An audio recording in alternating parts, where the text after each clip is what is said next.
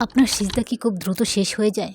মাত্র ৬টি কৌশল খাটালেই ইনশাল্লাহ আপনার সিজদা হবে মধুর। তখন মন চাইবে জমিনে দীর্ঘক্ষণ মাথা ঠেকিয়ে রাখি, উঠতে ইচ্ছে করবে না।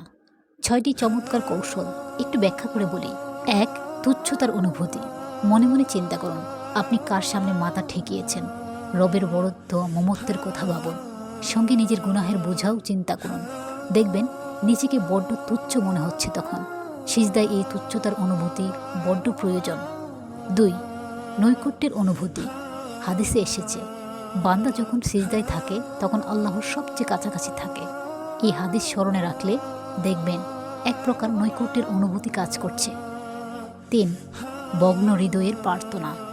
প্রিয়জনের সাথে দীর্ঘদিন পর সাক্ষাতে আমাদের হৃদয়টা যেমন বিগলিত হয়ে পড়ে, আল্লাহর সঙ্গে সিজদায় সাক্ষাৎ করতে পেরে এর চেয়েও বিগলিত হওয়া জরুরি।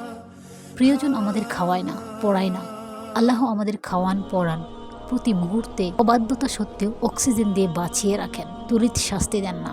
কাজেই আল্লাহর জন্য হৃদয়টা সঁপে দিন। গুনাহের বোঝা হালকা হবার অনুভূতি। হাদিসে এও এসেছে বান্দা যখন জমিনে মাথা টেকায় তখন তার গুনাহ ঝরে পড়তে থাকে। সালাতের ভিতর মনকে দিক বিদিক না ছুটিয়ে এই চিন্তাটা জাগ্রত রাখুন।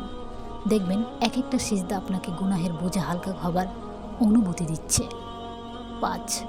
একমাত্র আল্লাহর অনুগত্যের অনুভূতি।